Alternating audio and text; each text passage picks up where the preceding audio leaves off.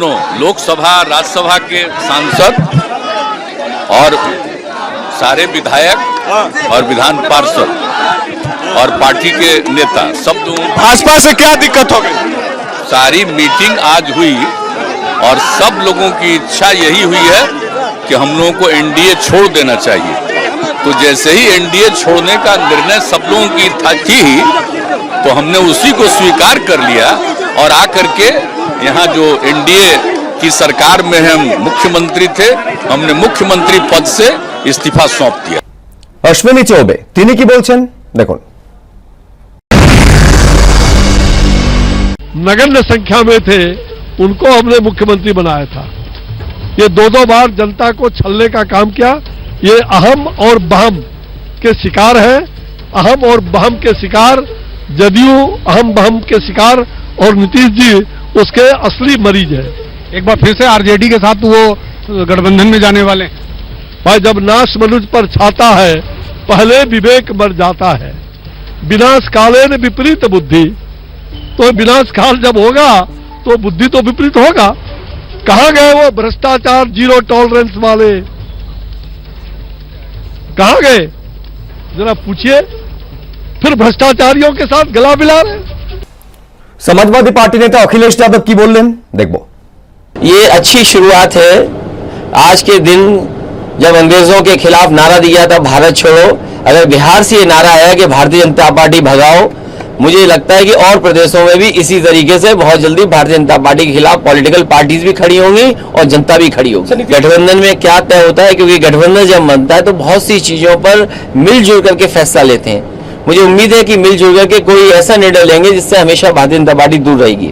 चुनाव लड़े थे तो यही गठबंधन था, इसी को लोगों ने वोट दिया था और आज फिर से जो गठबंधन बढ़ा है तो इसके लिए मैं स्वागत करता हूं।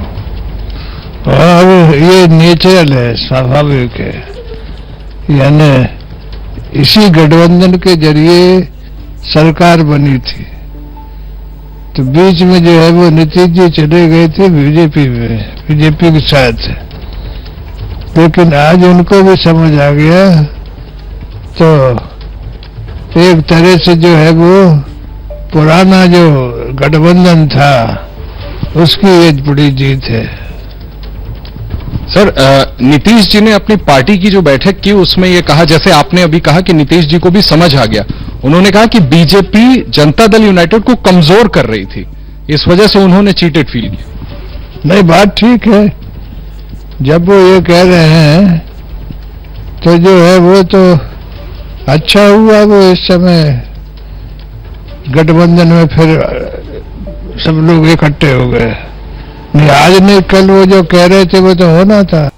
আরেকবার আপনাদের বলবো, বিজেপি সঙ্গ ছেড়ে ইস্তফা দিলেন বিহারের মুখ্যমন্ত্রী নীতিশ কুমার। মহারাষ্ট্রের উলট পুরান বিহারে ধাক্কা খেলো বিজেপি। আরেকবার কথা বলবো আমাদের প্রতিনিধি বিজেন্দ্র সিংহের সঙ্গে। বিজেন্দ্র, এক তো হচ্ছে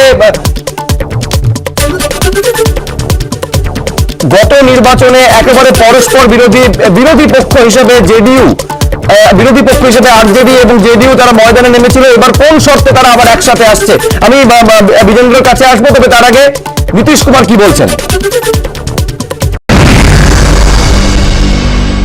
यहाँ जो एनडीए की सरकार में हम मुख्यमंत्री थे, हमने मुख्यमंत्री पद से इस्तीफा सौंप दिया। बीजेपी से क्या परेशानी थी नीतीश जी? बता देंगे, आप बताइएगा नहीं नीतीश जी क्या दिक्कत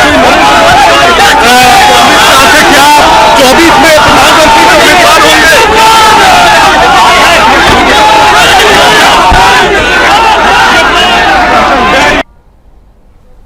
অর্থাৎ জেডিইউর যেটা নির্বাচনী প্রতীক তীর এবং আরজেডি নির্বাচনী প্রতীক লণ্ঠন একসঙ্গে তারা আসতে চলেছে, কিন্তু কোন শর্তে? বিজেন্দ্র, এইটা আমি তোমার থেকে জানতে চাইছি। নির্বাচনে একেবারে একে অপরকে তীব্র সমালোচনায় বিদ্ধ করেছে তেজস্বী যাদব থেকে শুরু করে নীতিশ কুমার। এবার তারা এক আসনে বসতে চলেছে, মহাগঠবন্ধন, আবারও তারা সরকারে আসতে চলেছে, কিন্তু শর্ত কি বিজেন্দ্র? একটা শর্ত, একটা আশঙ্কাও রয়েছে, যেটা আর জেডিইউ তরফ থেকে প্রকাশ করা হয়েছিল। লল্লন সিং, যিনি ন্যাশনাল প্রেসিডেন্ট জেডিইউর, গতকালও জানিয়েছিলেন कि महाराष्ट्र जो एक्सपेरिमेंट হয়েছে সেটা বিজেপি করতে চাইছিল বিহারেও, বিশেষ করে আর্থিক টিচিংকে নিয়ে তারা জেডিইউকে ভাঙতে চাইছিল এবং সেখানে নীতিশকে অপমান করা একটা চেষ্টা হচ্ছিল, তাই আজকে সব বিধায়কদেরকে 11টায় ডাকা হয় নীতিশ কুমারের বাসভবনে। সেখানে সব বিধায়ক, সব সাংসদের উপস্থিতিতে নীতিশ কুমার আজকে বলেন কিভাবে তাকে অপমানিত করা, তাদের সরকার একটু সঙ্গে থাকো আমাদের।